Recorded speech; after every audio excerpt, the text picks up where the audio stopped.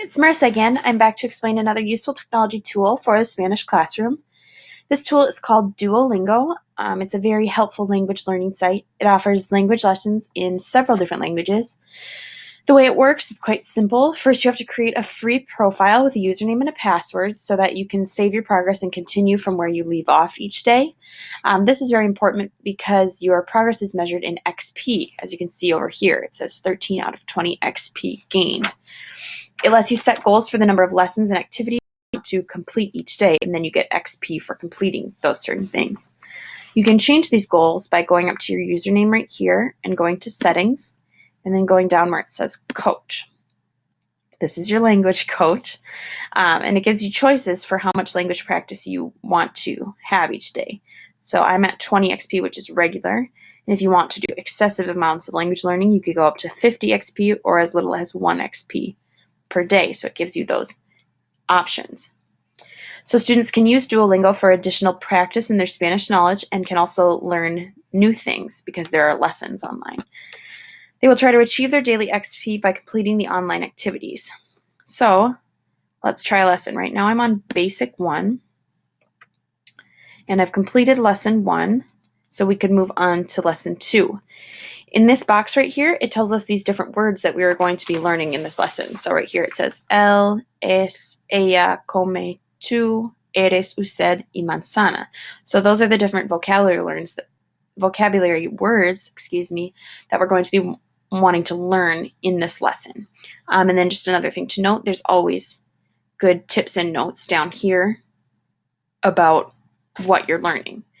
So the learning targets for this specific lessons are that students will be able to differentiate between él and ella, and students will understand indicators of masculine and feminine words. So let's begin this lesson. Okay, so this first one is having us look at a picture to do a little language learning with that. So it says select translation of the apple, and then it shows us 3 pictures of an apple, bread, and a little boy. So based on this picture, La manzana must mean apple. And as you could hear there, the sound is turned up right now, so it says the word out loud, so you kind of get the audio part of the learning as well. And then it tells me that I am correct. So then we hit continue. We keep going through this. This is a little different. You read the Spanish and you want to translate it. So it says, el hombre come. The man eats. And then it checks and tells me I'm right. And we keep going through here. So then it does these little explanations throughout the lesson, explaining what the different words mean. And so right here, it's differentiating between L without an accent and L with an accent. So this means he eats. And then we go throughout the lesson, and you have to make the green go all the way over here to be completely done with the lesson.